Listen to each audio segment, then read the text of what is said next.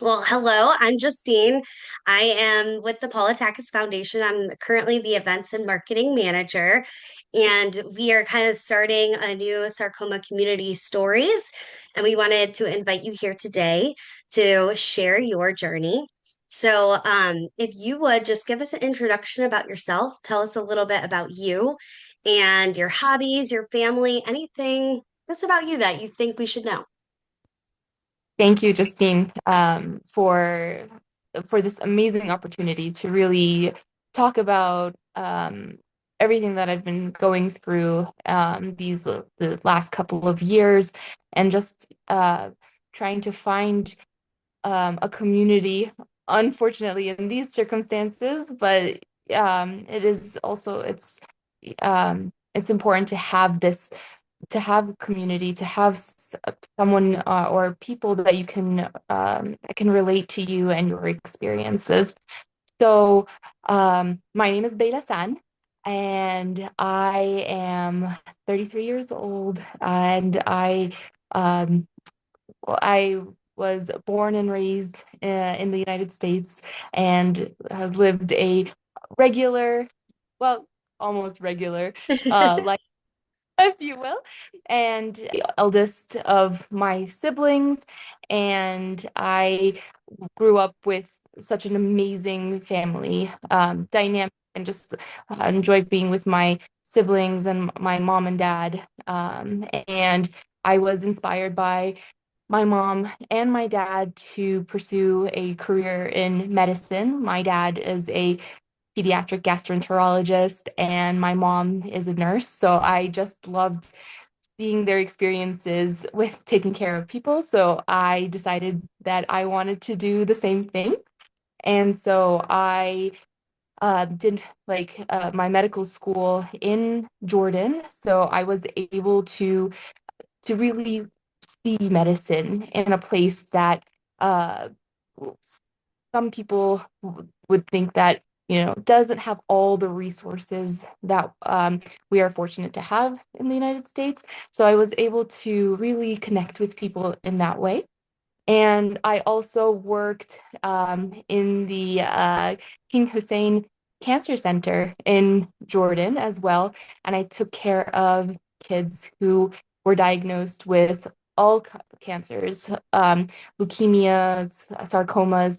And I really loved working with the kids there. And it was just so fulfilling to be able to take care of them, and as well as for them to see me as not just a doctor, but someone who actually cared about them. And I thought that was one of the most fulfilling things I've ever done in my life. And then I came back to the United States to do my pediatric residency. And I adore kids so much. They're so resilient. They're so much fun. They're so innocent. It's just fantastic. And outside of medicine, I'm not just completely a doctor. I just love being at home. I am a complete homebody. I love to cook and bake. I love crochet. You can just see these are my hobbies to just being at home. But I also love hikes and walking and nature and looking for waterfalls because they're my favorite natural uh geographic or environmental phenomenon in the world. And then I love ice cream because Me too. I think it's a completely balanced meal. It has your fats, your protein, your vitamin D or calcium, and I think it's the best thing in the world. So that's me in a nutshell. I love that. Thank you. You have a really great experience, and then I love your hobbies at home. So what's like your top thing that you're baking or cooking right now? What's like your number one go-to? So my go-to thing that I love to make is a chocolate cake. Ooh. I would like to say that I have perfected my recipe to the point where it's 100 times better than your boxed chocolate cakes. And it comes out so fluffy, so chocolatey. It's fantastic. Okay, if we're ever in And the same place, I'm gonna have to try a slice. I will save a slice for you. I will save the whole cake for you. Um, and then I love crocheting anything and everything. I make stuffed animals, baby blankets, That's awesome. sweaters, pillows, ornaments, you name it. The harder it is, the more excited I am for it. Oh, that's so awesome. Yeah, that's a true skill to be able to do that. But fun one too. I've been taking up more like, at home hobbies as well. But so moving a little bit more into your background, what are you doing right now in medicine and where are you practicing? So I'm a pediatric gastroenterology fellow at Boston Children's Hospital at in Boston, Massachusetts, and I am currently in my second year of training out of three. Oh, wow, that's awesome. And have you been enjoying being in Boston? Definitely, like it's a very unique city to be honest. It's like it's a huge city from like from a reputation standpoint and having all of these universities and people coming in and out, but it's also very quaint because of all the history that's in it. So that's my favorite part is just going to all of the museums and figuring out which which place was part of which like revolution and whatnot. So History of I everything. Yeah. definitely I've been enjoying living in Boston for sure.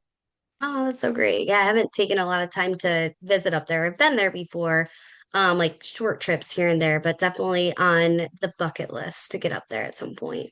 Definitely. And you should come during the fall. Like and people, Okay. people travel from around the world to come see the fall foliage in Boston area. So, uh why I think you should come in the fall. That's the best part. Yes, that's a like being from upstate New York. That's one of the seasons I miss the most up there because it's so beautiful, so many different colors. I mean, the weather's perfect. And also, the fall is like pumpkin season. Like, so I'll take you, I'll have to come visit in the fall sometime. I was gonna say that's fall and cake now. Yes. So leading into my next question, I actually noticed you said in your residency when you were in Jordan, you actually worked with pediatrics who had sarcoma. And now I know you were affected by sarcoma and you're going to tell us more about that. But what were you doing professionally and when did this kind of all start Yeah. from your timeline that you're telling us? So was diagnosed with tissue Ewing sarcoma um in 20 oh my goodness in 2023. So and it was literally 4 days after my 30th birthday, and I was on vacation as well, and I was preparing to go to fellowship. So I was preparing to go to Boston Children's for my fellowship, and that's when I got the diagnosis of my soft tissue Ewing sarcoma. So when did you first notice something or was off, or what led you to seek medical treatment? What was that thing that kind of like warned you, hey, something's not right here? Absolutely. So I, I had like a little swelling that I kind of ignored. Not necessarily ignored, but like I based off of my medical knowledge and training, it didn't it didn't spark up any like red flags. It didn't check off any of the boxes that I knew were supposed to be that should worry someone that it's a malignancy. So I kind of just let it be. And then about 3 or 4 months later, this swelling just increased in size and it became painful and red. Mm. So I need to go to my doctor, and that's when I had an incision and drainage done. And I remember her exact words when she was about to start drainage. She was like, huh, that's strange. Nothing's draining. Mm, They thought that it was just an infected cyst or, an abscess, because what else would suddenly become red, hard, and swollen and painful other than a cyst or an infection? And so I think that that was one of the first red flags that popped in my head when um, my doctor was just like, this is caseous material, which basically is like cheesy material and not any, like, not pus or anything draining. yeah.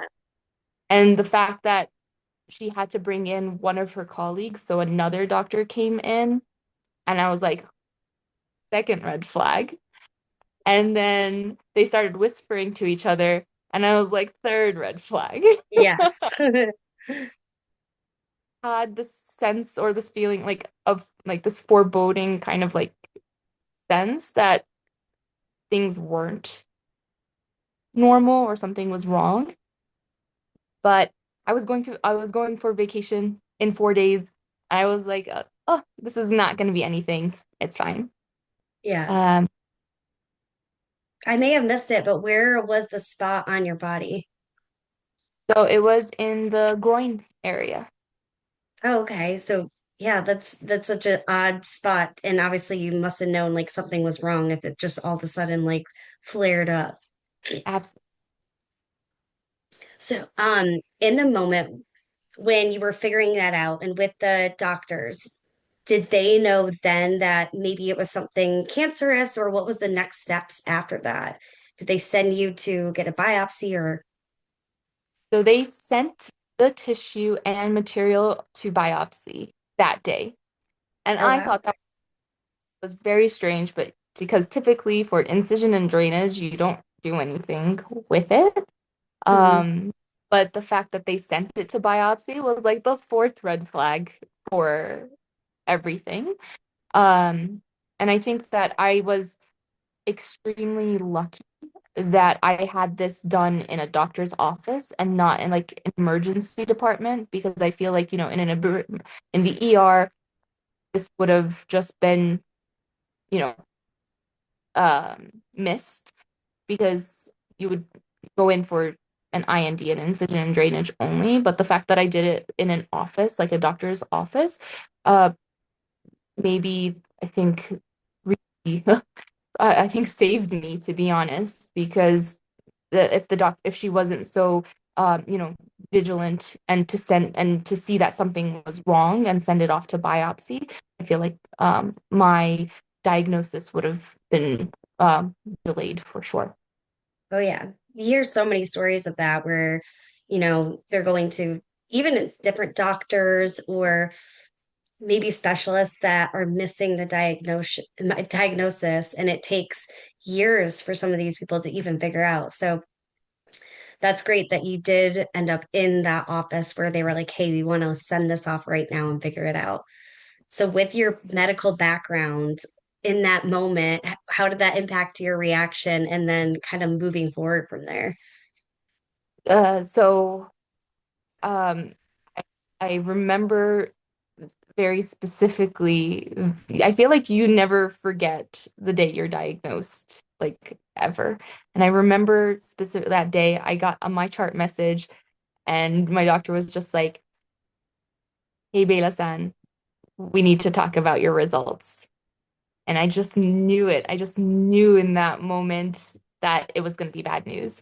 And I remember specifically before, like, answering that message, I prayed and I was just like, please, God, don't let it be cancer. Please, God, don't let it be cancer. And so then when I called her back, she was like, Beta-san, it's sarcoma.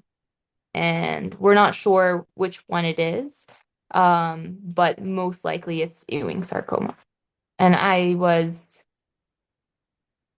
don't know, I was shocked, but at the same time, I kind of had a feeling because of all of the red flags that I saw before.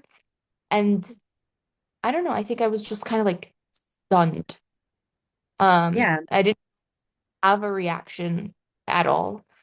And and so this happened 4 days after my birthday, and it happened the day before Eid, which is a big Muslim celebration. So it's a day of happiness, it's a day of celebration, and it was literally the night of.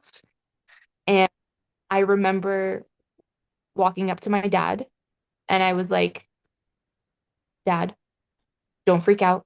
I have sarcoma." And I left the room. I left. I did not want to see his reaction. I didn't want it to be real. And I remember that my family were preparing Eid cookies. We have this tradition that we prepare cookies the night before. And I went downstairs like to the kitchen to kind of help make cookies, but I couldn't. I really Yeah. couldn't. My mind was going 100 miles an hour, like hour. It was going. I couldn't think straight, and so I kind of feigned being tired, and I was like, I gotta go. I'm gonna go to bed. And then my mom, because my dad told my mom, and so my mom took me off to the side, and I think that's when I saw my mom crying. I think that's when it finally hit, and I started bawling my eyes out. I was like, oh my God, I have sarcoma. I have me. A healthy 30-year-old girl or female or young woman or whatever I like Yeah. 30 old. I've never even been to a doctor. Like I've never needed to go to a doctor's. I've never needed antibiotics in my life. Nothing at all. Like the only time I go to my doctors was for my like annual and they would always give me a clean bill of health and that's it. And then all of a sudden I have this diagnosis. I have cancer. What? And Yeah. sarcoma doesn't happen, specifically Ewing's doesn't happen to a 30-year-old. Like this is a pediatric like what's going on?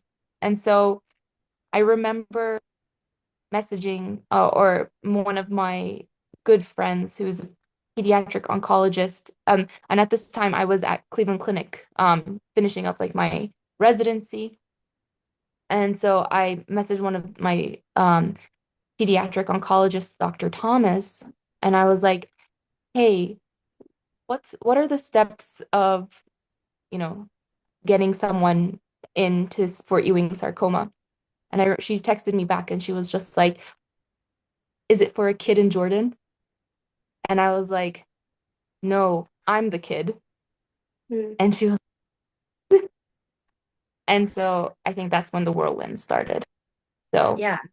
I And was this like, is yeah, was this just over a span of like a couple days yes. from when that is so crazy.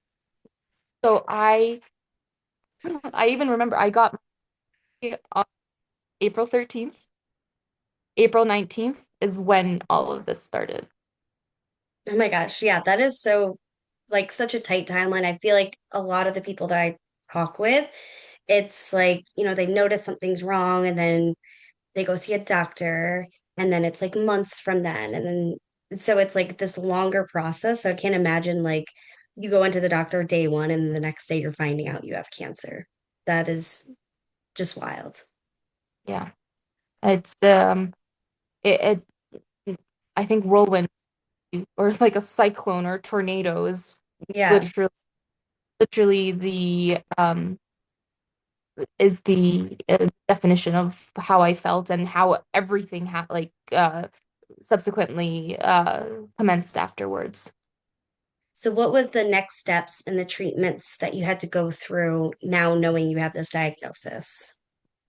So so I got the diagnosis on the 19th, and I wasn't planning to come back from my vacation until the 30th. And I remember like texting like, messaging my doctors and everything. It's like, should I cut my vacation? Should I come now? And so everyone was and I was like, "Oh, or should I just go to the King Hussein Cancer Center? And should I just start like getting a PET scan? Should I get imaging and all these things?" And I remember everyone was just like, "No, it's okay. Stay in Jordan, enjoy your vacation, and then we can get things started afterwards." Those that was the longest. 10 days of my life. And Mm. I'm just like, I was just like, how can I enjoy and have fun when I know I have this cancer man like infesting me? Like how could I? So I remember I came back on the 30th of April. May 1st, I had a PET scan done. And so when I had my PET scan done, it lit up with the from the lesion that was in the groin, and then it lit up, my lungs lit up too, and my thyroid lit up as well. Oh my Um, gosh. and I, oh my goodness, it was very tough. It was very nerve-wracking because I was really worried that it was going to be spread everywhere.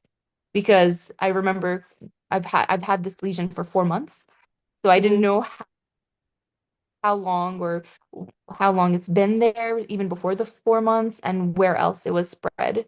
And so when I saw that the it was just my lungs that lit up, I know this sounds weird, but I really sighed of breath, like kind of a short sigh of relief that it was only one place that metastasized. And so then when I met my oncologist to go over the results, he was just like, okay, so you have this Ewing with metastasis to the lungs. And then he was just like, oh, you also have thyroid cancer, but that's okay. We'll put that to the side after we finish. And I was just like, what? You're telling me I have two cancers? Like, Oh my what? gosh. But he just like brushed that. He's like, it's okay. That one's fine. We'll deal with it later. And then a few days later, I had my port placed, and then 2 weeks I had uh egg retrieval for like fertility preservation. Mhm. And honestly, that was and it still is, to be honest, is one of the worst things to do is the like egg retrieval and fertility preservation because I kind of felt like the it was the choice was stripped from me. Mhm. Like I had to go through something like this, and I'm a single female um who hasn't under or hasn't even thought about fertility or pregnancy or having a family or anything like that. And then within 2 weeks, I needed to take multiple shots a day. I needed to get ultrasounds every single day. I needed to get my blood tested, and and then I had to go through the procedure of egg retrieval, which was so traumatic to me. Um, and so then to be honest, till this day, that was one of the most traumatic things to do for me. I'm happy I did it. I'm not, I don't regret it to do it, but it was not a good experience from a Yeah. personal, emotional, and personal perspective. No, I can't imagine that. I mean, you're finding this out in like a span of days, and then you're also now having this other choice that you have to choose too. And so it's not really just even the cancer diagnosis, it's multiple cancer diagnosis. Now it's fertility. So there's so many things that come, I think, that people don't understand with the cancer diagnosis and treatment that you guys are dealing with. Um, and so it's incredibly strong of you to go through all of that. And I can't imagine how emotionally, hard it was at the time. Definitely. And then a few days after doing the egg retrieval, I had my first cycle. So this all happened within the span of 23 days. My gosh. And when you say cycle, do you mean chemotherapy? Chemotherapy cycle. Okay. Yeah. And was that the main treatment you went through, or did you go through any radiation or surgery? So so for this first time around, I had chemo and surgery. So I had 14 cycles of alternating VDC, then so vincristine, doxorubicin, cyclophosphamide, and ifosfamide and etoposide. So it was every 2 weeks. I would alternate between the two. And then 3 cycles in, I had surgery done to remove the lesion, and then I continued the rest of my cycles. Got it. And how was that process? I know a lot of people that's really wearing the chemo and on your immune system. Oh yeah, definitely. I remember the my first chemo session. I literally started crying as I saw the doxorubicin, or like the red devil, kind of going Yeah. through. Like right before, it was fine because the only thing that was going through the port was normal saline. And I was like, oh, that's fine. It's okay. But the minute you see it, it's like, oh, this is real. Like this is actually happening.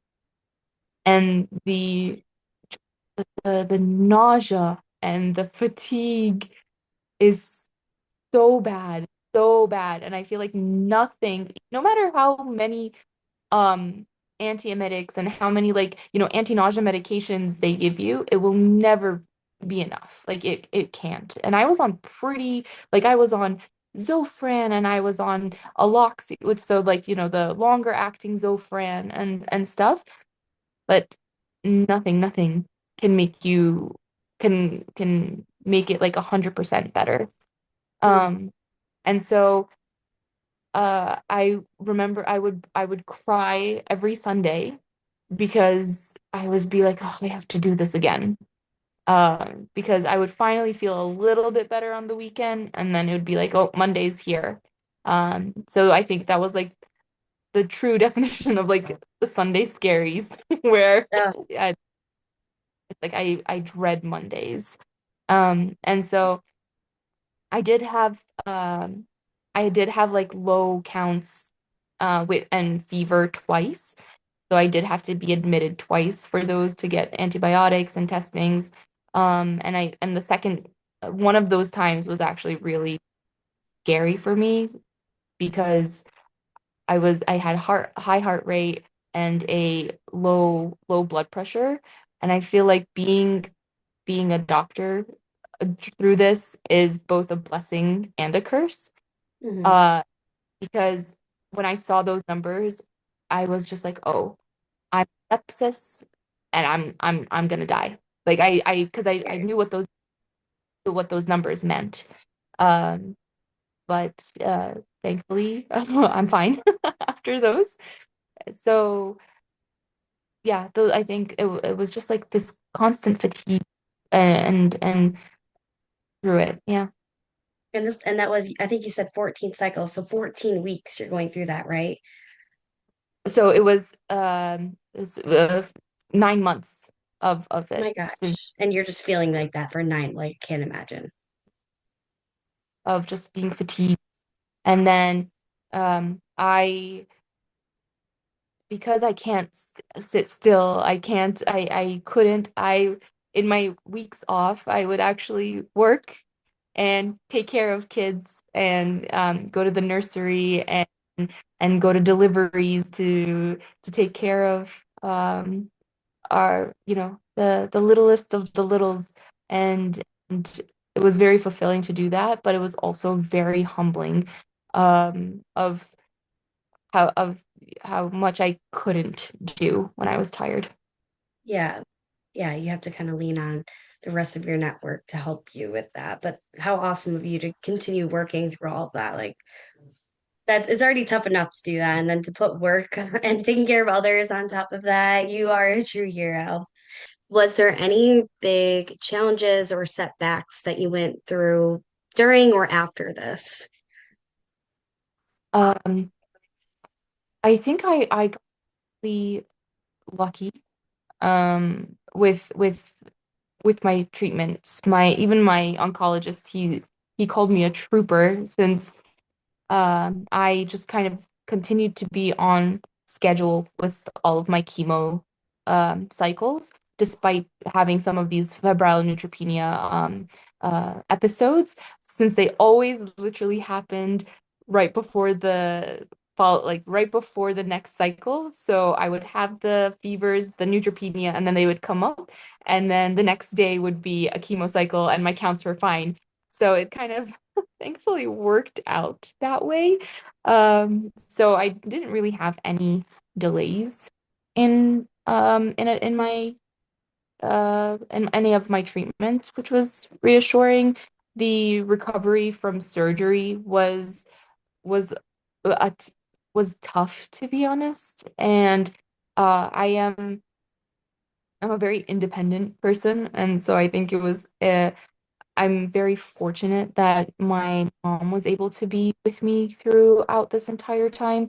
And uh and even if it's your mom, you just kind of feel like, oh, I don't want to burden her or I don't want people to think I'm weak or anything like that. So it was really hard to lean on my mom or people or support, but thankfully I had a very um smooth recovery from surgery. And and I think it was kind of um also a little not it was like also another shock to straight out of chemotherapy. I needed to get half of my thyroid removed because once we figured out that I had the thyroid cancer as well, when we did the biopsy, it did end up being papillary thyroid cancer, and so I had needed another surgery to get removed the half of my thyroid as well, literally about a month after finishing chemotherapy. So it was uh it was hard. I don't know if Yeah. any other words to kind of describe or explain like everything that It sounds like it was just one thing after another. So since, your chemotherapy and getting your thyroid out, have you had to have any other treatments or what has been like your protocol since then? yeah, so 9 months after finishing chemotherapy, I had my routine um surveillance like CT scan, and I found out that I had a relapse. And so there were nodules in my lungs. And so at this time I had moved from Cleveland to Boston for my fellowship, and life was beautiful, at that time. This like it was sunny, and I felt like I had finally put this cancer and sarcoma behind me. And then Mhm. it's especially because I had two beautiful clean scans prior to this, and I had PET scans too, and both of those PET scans were negative. And so being told that, oh, you have lesions on your lungs was a complete shock. And this is and I got like this is 2 months moving. I don't have my regular support, system. I'm in a new city, a new town, new people, and I was just like, oh my goodness, what am I Yeah. gonna do? I've been going through this debate in my head, and I still do till this day. I'm not sure what is worse to hear. I don't know if it's worse to hear you have cancer or if it's worse to hear it's back. And I still think about it till this day. And I think with Ewing sarcoma specifically, just for because it's so rare and the research on it is robust, but not as much as other cancers. I really felt like I had like my hope was I think completely gone at that time. And so thankfully, yeah, I'm at Dana-Farber, which is one of the best institutes and ever and in the world. And so I automatically talked to like my oncologist, and we just started my new treatment, which was the so vincristine, irinotecan, and temozolomide. And then I had surgery on my lungs, which I'm just, I think that blows my mind. I was like, a chunk of my lungs is missing. And I also had radiation. So I had all three Oh my things happen gosh. time around. And so I got the VIT regimen for a whole year. So um I'm off of treatment as of December 2025, but I'm still on a maintenance treatment right now. So it feels nice that I don't have to go to the hospital anymore, but I I don't necessarily consider myself 100% in remission just because I'm still on this medication that um isn't it's not necessarily like a uh it's not an official treatment for Ewing sarcoma. So it's mixed feelings for sure. Yeah. So is the medicine you're on, is that like you take it versus Yes, an IV? Got yes. it. So that I take for 3 weeks. And so it's regorafenib. And so I'm on it for 3 weeks and then I'm off for 1 week. It's not a chemotherapy. So I think that's why I'm kind of having these mixed emotions because with chemotherapy, somewhere in the back of my mind, it's killing something, right? It's like destroying Yeah, this while this medication, it's more like um it stops like blood vessels from growing in with the theory of it uh that if we don't supply blood to cancer cells, they will die. got it. So that's why it's like, oh, it's nice that I'm not in the hospital and not getting chemotherapy, but at the same time, chemotherapy was my safety net. So, so And I feel it's like there's like an end date. I was going to ask you, is there like an end date to this medication or? no, Okay. the data right now is showing that there might be benefit being on this medication, but it hasn't gotten uh, uh, we don't have more data about how long to be on it. It said the data says it might work, but for how long you should be on it, there isn't anything yet. Got it. So then do they just keep doing scans and then when things look clear, it's like, okay, we can pull you off it or ease you off it. I don't know what you would know better Exactly. than me. It's kind of just like a um, wait and see kind of thing right now. Yeah. Well, I'm sorry you're going through that, but I am hoping that everything's looking positive and your scans are looking good. You seem like a very strong individual, and I know you can fight this. Couple other questions just to close out our interview. I know you mentioned before, like your mom was there kind of during your initial diagnosis and treatment. Who has been your biggest support system through all this? So first and foremost, I think my biggest support is my faith. Uh, Truly, I think when I got my diagnosis the first time, I was just like, I'm putting this in your hand, God, and whatever you have written for me, whatever you have planned for me, I will accept and I will follow.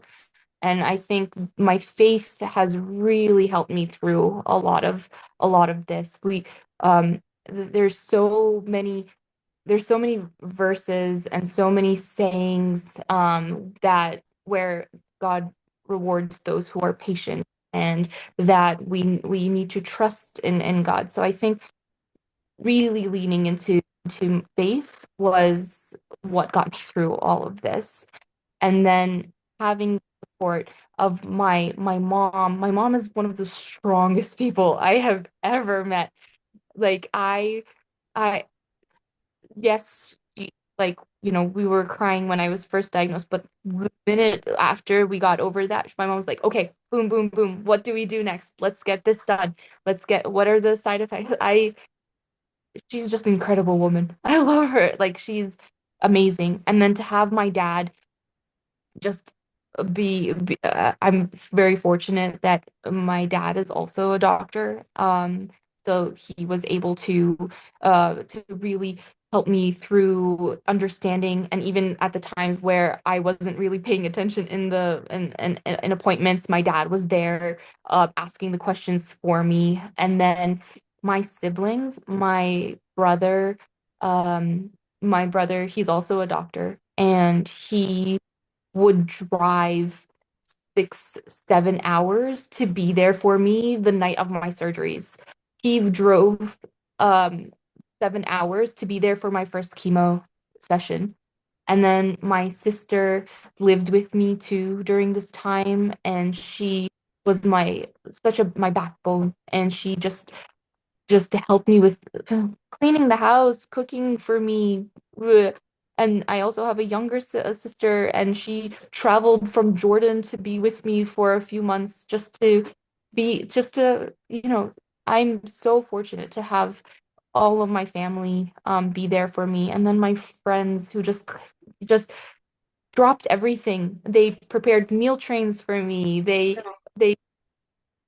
so my one of my friends, she gave me my first injection for my like the ovulation and egg retrieval because I was too scared to give myself an injection. She was the one who was there. So I had friends I who who slept over my house because I didn't want to be alone during sessions and so shoulders. I'm so fortunate, and people from all over the world just checking in on me and things.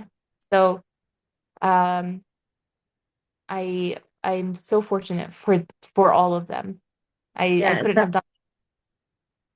it sounds like you have a really strong support system, and your family sounds awesome. Even like the little things and the traveling, like that means so much. And I'm sure with all of your doctor family members, they definitely probably understand how, the seriousness and the extremeness of everything you were going through. And so I'm sure that they were like, hey, we got to be here for our sister. My other question I wanted to ask you was from being a doctor to then being more on the patient side, how was that? And then how does that influence the way you see medicine or, I don't know, doctor or treat patients or things differently moving forward? Absolutely. I, I don't know where to begin. Honestly, I just have to say thank you to patients for putting their trust in doctors and putting your trust into a complete stranger. I realized that even more after becoming a patient, that it it really takes a lot to find the right doctor, to put your mind at ease, to explain everything. And it's very humbling, to be honest, to be a patient, to be in your hospital gown, to be in a hospital bed, um, and you're scared and alone and all these kind of things. And so it put things into perspective so much more. And I always I've always been empathetic, and I've always uh, explained things to my patients and made sure that they were heard and that I listened to them. But I feel like I can connect a little bit more with with my patients, and especially with chronic diseases, and to be like, I've been there, and I know how you feel, and I know the struggle. And I think I connect with my patients a lot more on that level. And it's not it's not always easy to share with my patients because I don't want them to feel like I am not like I'm incompetent, but I Yeah, want them that even with a scary disease, you can still be whatever you want to be, and you can still do the things. So I really try to, I really hope that that my patients do see that no matter like whatever diagnosis that you do get, it's how what you make it to be. And so I feel like I have a lot more patience. I can and I think it's helped me become a much better doctor uh, than I was before. that's great that there was a positive outlook on your career path.